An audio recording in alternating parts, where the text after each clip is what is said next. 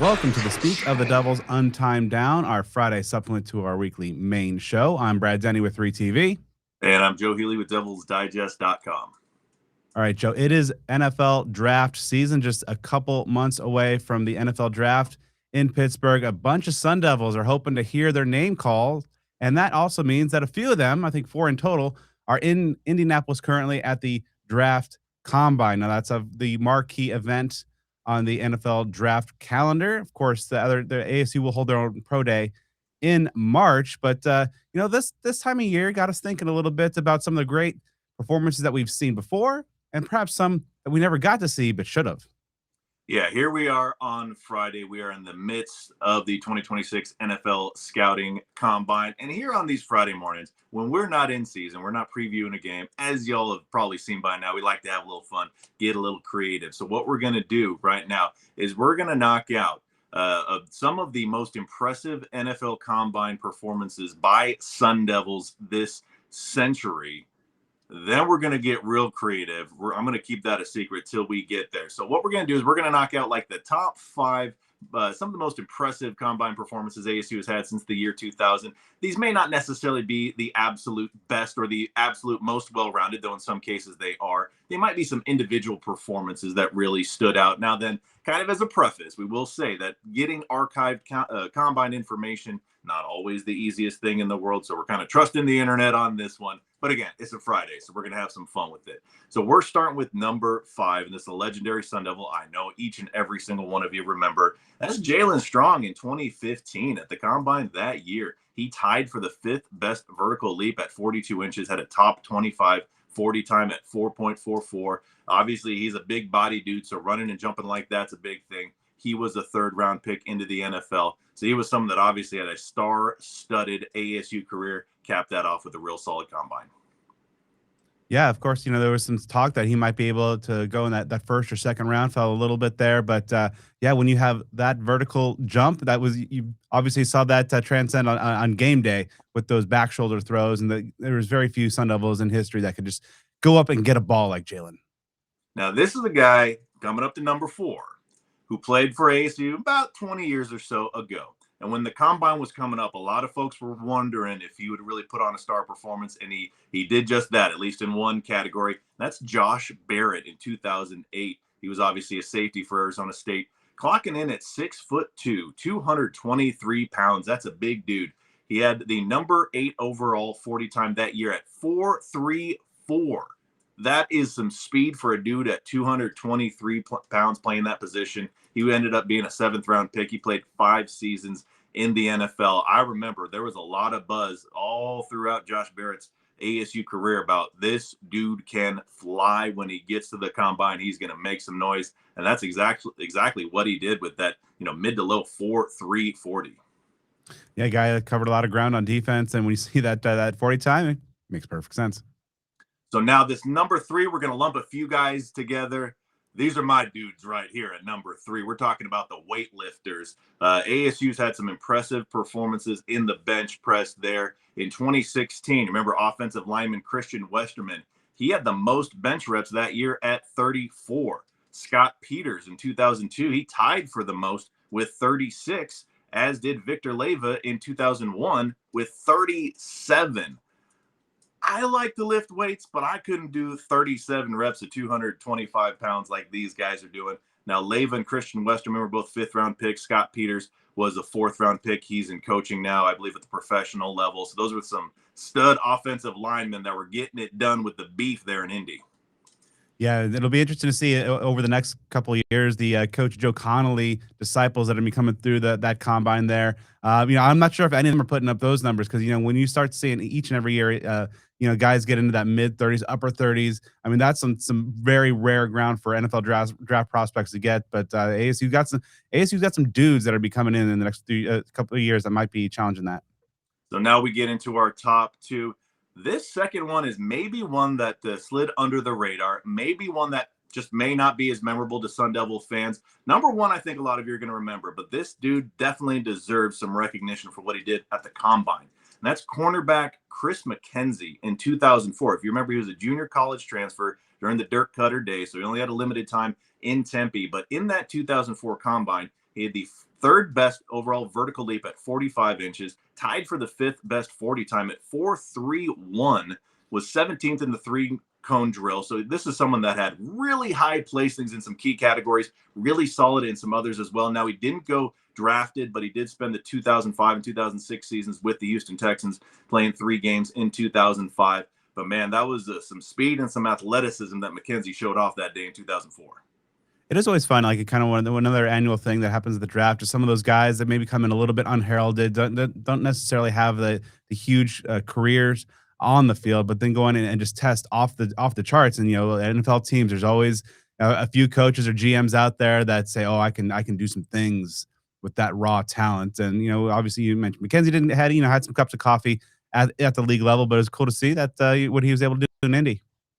Now then, coming up to number 1, if you've been following Sun Devil football, maybe since the late 90s, very, very early 2000s, there is only one pick here. If you think about workout warriors, you think about guys with combine excellence who really made a name for themselves and really increased their draft potential. Again, there's only one name you can throw out there. That's Adam Archuleta, 2001. Man, this dude put on a show. You can still read about it. He came in weighing 211 pounds, did 31 reps on bench. Remember we were talking about those offensive linemen, those 300-plus pounders that were doing in the mid to high 30s, which was great. They led the combine those years.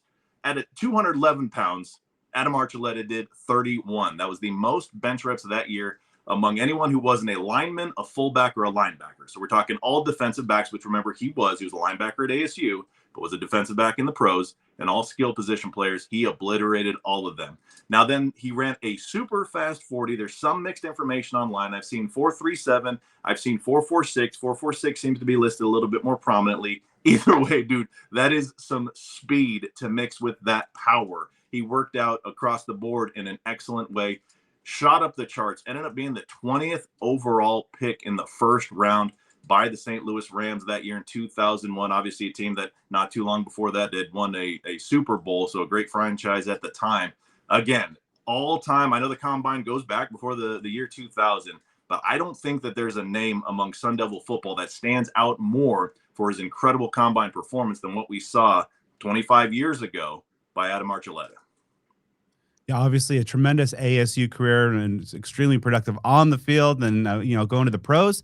As some guys do, maybe you're a little tweener at that level, say move positions, but to go in there and to put up those and type of numbers on a big stage like that, obviously paid off handsomely for him, becoming a first round pick. And obviously you've seen what he's been able to do after his playing days as one of the, the top CBS NFL on game day as well. So really cool to see Adam Archuleta continue to, from his time in Tempe to the current day and having that very important stop in Indy in between, continuing to do great things. And you know what? Icing on the cake, about a week or so ago, Adam Archuleta followed me on Twitter. So you know what? My guy right there. Yeah, same here. So maybe we had a time we get him on the show. All right, Joe. So yeah, so we have 4 Sun Devils in Indianapolis. Keyshawn Elliott did a few things yesterday. Maxi Hanachor, Keith Abney, Jordan Tyson. Tyson has previously announced or was reported that he would not do anything in there. ASU will be holding their pro day in late March for all the other prospects. A few pretty notable snubs that did not get their chance at Indy, but the NFL teams will be in Tempe late March to put them through the paces, and hopefully those Sun Devils can make their mark. But as we close out, Joe, you mentioned let's do a little something fun because obviously in Indianapolis draft combine, it's a rigorous test of athleticism. But athletes are certainly not limited to the gridiron. There have been so many great Sun Devils in a number of sports. And so what we're going to do here is Joe and I each have a team of 3 Sun Devil athletes in sports other than football that we think would have put on a Adam Archuleta-like performance in Indianapolis. Joe, start us off. When you think of this topic, as far as guys who went from another sport, predominantly played another sport, even in college, and went on to a great NFL career, what's one of the top names that comes to mind? It's going to be Antonio Gates, basketball player into an incredible receiving tight end. So I got a guy that played at ASU that I'm fitting that mold, either like a receiving tight end, slot receiver, something like that. What if Zylan Cheatham went to the NFL Combine? Now, one thing that we'd have to figure out, because I did a little stupid around, did a little bit of research. On his ASU bio, he's listed as 6'8", 220. On his NBA.com and ESPN bios, he's listed as 6'5", 220. Either way, if he's 6'5" or 6'8" or anywhere in between, 220 pounds, he's not going to be a guy that's going to be, blocking guys to the ground, but put him in space, allow him to catch the ball. Think of maybe like what Curtis Hodges was doing at ASU, but you amplify that a few levels to the professional level as well, though, of course, Hodges did make it to the NFL. I feel like at the combine specifically, we all saw, the highlight reel dunks from Zylan Cheatham at ASU. That's legendary stuff. What's he going to do in the vertical leap? You figure this dude's going to have a solid 40 time as well. I just don't know how any sort of defenders are going to stop him from coming down with the ball. So this is going to be that physical freak that leaps out of the building and catches the attention of all the GMs and owners and coaches across the NFL. My first choice is going to be a guy who might be a great option to defend Zylan Cheatham running those routes along the seam. I'm going with Lou Dort. I would love to see him, putting him, at strong safety or something like that. Even during his time in his season in Tempe, I think there was some fun social media stuff from the football coaching staff. Oh, we need to bring him in and get him on the field, because obviously he was a defensive menace. It's 6'4", 215, jacked. A 6'9" wingspan though, so that certainly helps. 34-inch vertical. He's fast, he's quick, he's agile. Those ball skills that has translated to him being one of the NBA's elite defenders. So I think when you look at that total package, and just so many times where he was able to just quickly jump and insert himself into a passing lane, make a quick steal, run it down in transition. To me, he just looks like a would be a prototypical safety, and it'd be a good battle. That's a hypothetical. Maybe we should put through AI or something to get Zylan and Lou Dort, running some routes. Now, for my second pick, when you think about the combine and guys that can stand out on a major level, you think about speed as being one of those, big qualities that can catch eyes like that. I don't know that I've ever seen a faster baseball player at ASU than Joe Lampe from a few years ago. I remember seeing on one occasion he scored from first on a fairly routine single, and I just couldn't process it in my head how he had that sort of speed.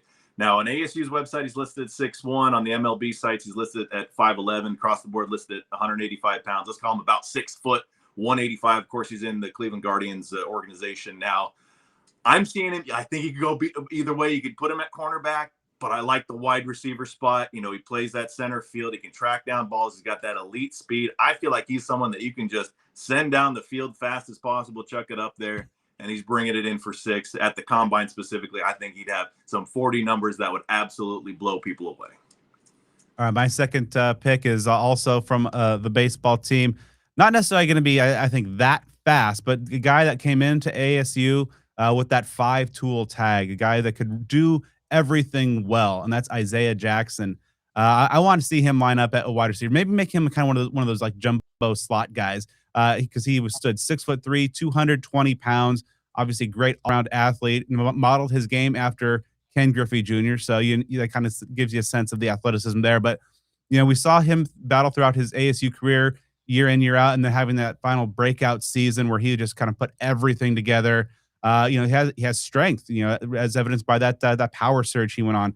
They got the speed and the way he was able to really patrol center field at Phoenix Muni at a Gold Glove level, the ball skills and all the circus catches. So I think when you put together the tremendous athleticism, the coordination, and just really everything in that one package, I think that Isaiah Jackson could make a hell of a slot receiver.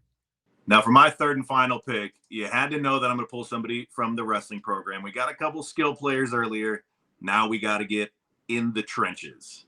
I'm going with a guy who was a perennial All-American. I'm going with a guy who was the national runner-up for the national championship at his weight class, only losing to a guy who actually went on to become an Olympic gold medalist. We're talking about Colton Schultz. Now, there are a lot of places we could put the heavyweight. We could try to do like the Stephen Neal thing. If you remember, he was an offensive lineman during the glory days of the New England Patriots. He was a 2-time NCAA champion wrestler who converted into an offensive lineman. But I'm thinking, let's put Colton at like nose tackle. I mean, he's got the athleticism for his size, the hand and footwork, that sort of coordination, that is essential to be a premier collegiate and Olympic wrestler. So I think he's going to use those assets. He's just going to bully these interior offensive linemen around, and you can just send guys to the quarterback at will and make his life miserable. So I feel like Colton Schultz could be one of those dudes in the middle. Might not be eating up a lot of stats, but he's eating up a lot of souls from those offensive linemen. And he would be just the most popular guy in town. Now then, if we're putting him at the combine specifically, I think those bench numbers would be really impressive. And I think some of those agility numbers would be as well. He would be someone that would just stand out for a guy that's probably going to be pushing near 300 pounds, showing that athleticism as an elite college wrestler. I'd want him on my team every day. All right, my third and final pick. I mean, you did one a little bit earlier. That transition between like kind of the athletic forward and the tight end position. We've seen that done a number of times throughout the course of recent NFL history. So I would have loved to see Ike Diagu go out to Indy and put on a show. Obviously 6'9", but a 7'4" wingspan. So talk about catch radius. Well, obviously anybody watched him in action for the Devils. Strength at the point of attack is not going to be a concern. And then at some of his NBA combine numbers, 21 bench press reps, pretty good, pretty good. 31-inch vertical, and again on top of that 7'4" wingspan, some decent speed, 3.4 seconds in the 3/4 court sprint. So that's a situation I would like to just I'm generally anti fade ball, in the red zone, especially near the goal line. However, if I had Ike Diagu and that 7'4" wingspan with 34-inch or 31-inch vertical, I might have to rethink my principles in that regard because I think that would have made a heck of a goal line weapon. So that's some nice combine fantasy. Joe, let's run down our teams again before we head out. All right, mine is Zylan Cheatham doing that Antonio Gates thing, trying to be that athletic tight end jumping through the building. Joe Lampe burning speed like he did for Sun Devil baseball a few years ago. And then, of course, my guy, the GOAT, Colton Schultz, coming from the wrestling program, do a nose tackle on a team near you, dominating the combine on the way. All right, so I have Lou Dort. I think he'd make a great safety. Isaiah Jackson from center field to the slot. And then Ike Diagu, as just mentioned, I think would be a great goal line tight end to move the chains. All right, so Joe, I think that'll be a good place to stop here. We'll see exactly how the rest of the Sun Devils and Keith Abney, I believe, is supposed to go with the DBs today, or is it maybe perhaps Saturday? Hopefully all and the Maxi Honda Tour also out in Indy. So hopefully, as you listen to this, they're on NFL Network putting on a great show for everyone and the NFL scouts. But Joe and I will be back next week.